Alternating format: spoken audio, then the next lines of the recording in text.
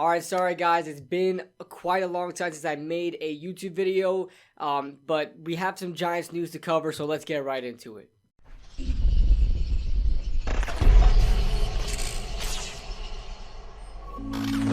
What's going on, guys? What's going on, 27 Squad? Welcome back in to another video. I'm KB, and today we're going to be talking about first the fight that broke out in New York Giants training camp that happened yesterday, and then we're going to be talking about the Giants releasing their unofficial depth chart, pretty much a study guide of what we're probably going to see on Thursday night. So nothing really too, I guess, telling of the actual depth chart that's going to be on week 1 of the regular season.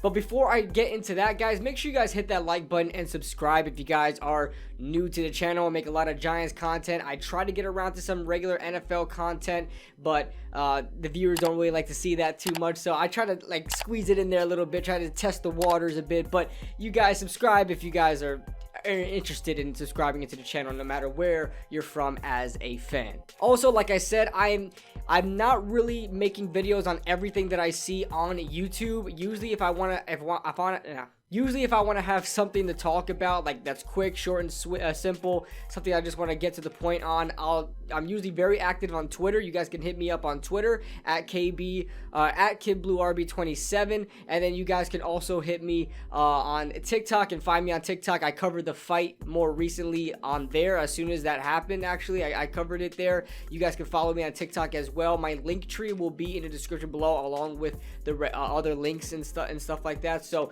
that being said, follow me on the other social medias as well if you guys want to catch up with me more frequently, because on YouTube it takes more production, takes more time. I work full-time plus overtime, so it's hard for me to actually sit down, make a video, edit, and put it up. So that being said, let's quickly run through the fight. I know a lot of you guys mostly heard about it, but I guess I'll give you guys my take on it. Honestly, this type of thing happens at least once every Giants training camp anyway. It's nothing that too surprising. I know there was one that happened last year as well.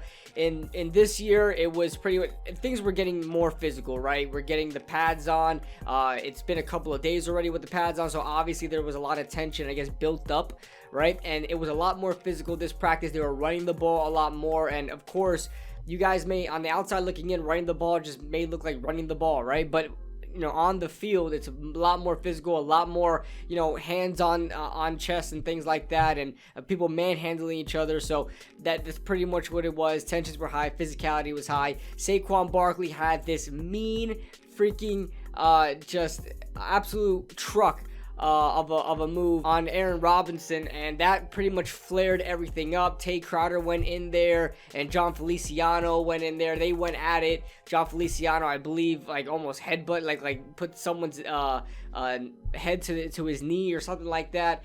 Then Cam Brown was in it, and then Cam Brown was shoved by offensive line coach Bobby Johnson. He got in it, and it was a crazy mess of things. I know a couple of people recorded it. I know I saw the one from Bobby Skinner. Shout out to Talking Giants. You know, he put the video out there. Just a crazy, I guess, sort of, I guess, tail of events there.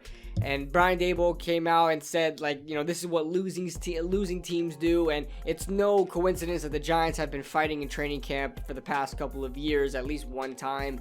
I don't really know if it's happened like more than one time where a big fight or big scuffle broke out, but I know at least like one time per year there's some sort of action fight going on, and Brian Daboll said it best, is what losing teams do. So hopefully they learn from that and move on. And I like that Brian Daboll kind of said that, because it kind of gives a realization to the players, like, hey, this is what losing teams do. Right now, you guys are acting like a losing team. Let's act like winners. Let's go out there and be winners. So, and not that just saying that is going to make you winners, but the mindset helps a lot to put them in the mindset, put them in the mindset of being winners. And you know, if you act like one, eventually maybe you become one. So that being said, I like what Brian Daboll said, and the fight, I mean, it's gonna get shrugged off by all the players. I'm sure they don't hate each other. It's just physicality runs high, especially when you're in practice. It's hot out. You guys got the pads on.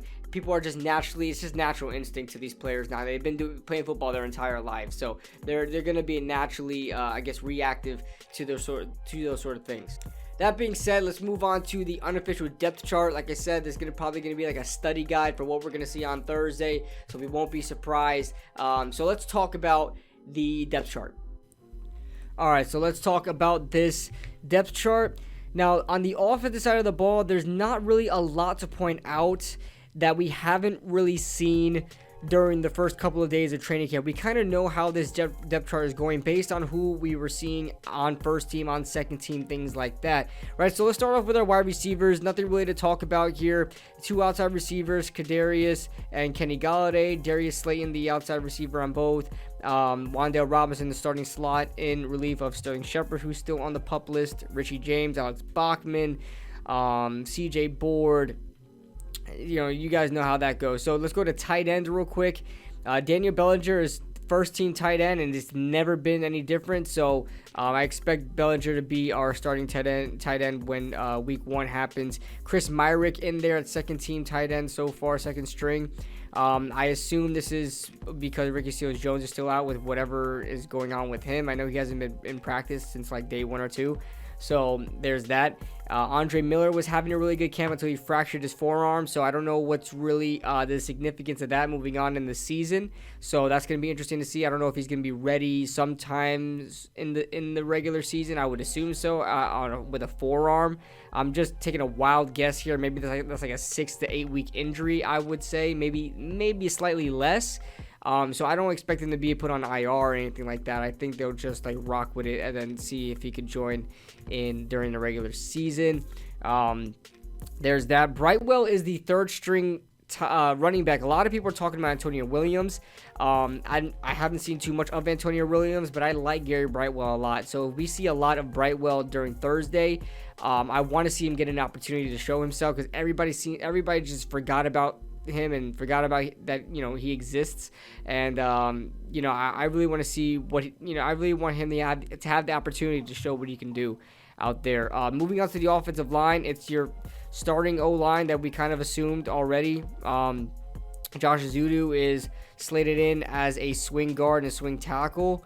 And then Ben Bredesen, Jamil Douglas as backup center. These three guys, Garrett McGinn, Will Holden, Eric Smith, don't even know who these guys are. I know Will Holden and Eric Smith, we literally just signed. Don't know too much about Garrett McGinn or Devery Hamilton. Matt Parrott still on the PUP list. Roy Mbiteka, I want to say. I butchered that, I'm so sorry. But he's on the foreign program from, I believe, Nigeria. And then obviously the quarterback. So let's move on to the defense. This is what I really want to talk about. Nothing really crazy, but we're really getting a glimpse of what Wink does in his defense. There is a rushing linebacker. This is something that a lot of people were confused about when we signed Wink Martindale. And then, you know, talking about potentially getting a defensive end in the draft. And a lot of people were like, well, they can't cover, so I don't know if they really fit the defense.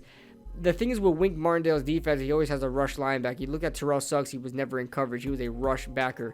And that's something that Wink Martindale is going to be instilling in this defense as well. So pretty much you're going to be seeing 4 down linemen the majority of the time, honestly. It's going to be called a 3-4 because it just adds more fluidity. It adds other places where you could be lined up at and personnel you're using, things like that. But, I mean, you're pretty much going to see these 4 guys on the field. Leonard Williams at defensive tackle. And that means he's probably staying. I think he's better at defensive tackle. I know he wants to be. I know he was paid as a defensive end. And he's just not a defensive end. It's just what it is. I think you're going to see more so Aziz and Kayvon on the outside. Leonard Williams more so on the 3-tech. So there's that. So let's move on to anything else I really want to talk about. Shane Zimenez over Quincy Roche. I think we kind of got a glimpse of that because Quincy Roche has been working against third team like the whole time. So Carter Coughlin ahead of Micah McFadden. This is not good for the Micah McFadden army, okay? Because I am a huge Micah McFadden guy, and I don't appreciate that Carter Coughlin's ahead of him. But we'll see what happens in the preseason, who outplays who. Darian Beavers has been making some plays in the run game as of late in training camp. And Tate Crowder still holding on to be a starter there. I mean, I like Tate Crowder, but he's just so replaceable as a player. He's just doesn't provide anything special. And the more linebackers we bring in here, the more linebackers we draft, eventually Tate Crowder is going to be kind of inched out of the starting role. So it's only a matter of time at that point. We move on to the secondary. pretty much the same secondary you guys know as far as starters go. Andrew Adams makes second team free safety. So if we use 3 safety sets, I imagine he's going to be on the field a lot. Because I really don't see Dane Belton when he's healthy, because he's not healthy right now. I think he broke his clavicle a couple of weeks ago. He's probably not gonna make his debut until the season start. I like Yusuf Corker, Trent Thompson, more of a special teams guy. I like Nate Metters, but these guys, I mean, they're young, they're developmental, but we need some veteran talent in there. I love that Andrew Adams.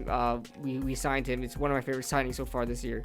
So there's that. Cordell Flott is a backup slot, so we're going to be seeing him in dime sets against 4 wide receivers, so on and so forth. Zion Gilbert, I'm really waiting to see what we get in him. He's an interesting prospect out of FAU. But yeah, nothing too crazy that we haven't seen already in training camp. This shouldn't be, what's really going to be more surprising maybe is week 1 rosters, or the 53-man roster. So, all right, guys, so that's everything. Make sure you guys hit that like button if you guys enjoyed the video, and also subscribe if you guys are new to the channel. I will be live on this channel for the Young Guns podcast on Wednesday. It's tomorrow, 9 o'clock Eastern Standard Time. We'll be talking about, everything that happened as far as the Giants go in the past week. At 9 o'clock, it'll be live. Obviously, you guys know the Young Guns podcast. And then on Thursday, I will be live streaming and have like a watch party of the first preseason game against the New England Patriots. So that being said, guys, leave a like if you guys enjoyed, subscribe if you guys are new, and I'll see you guys in the next video.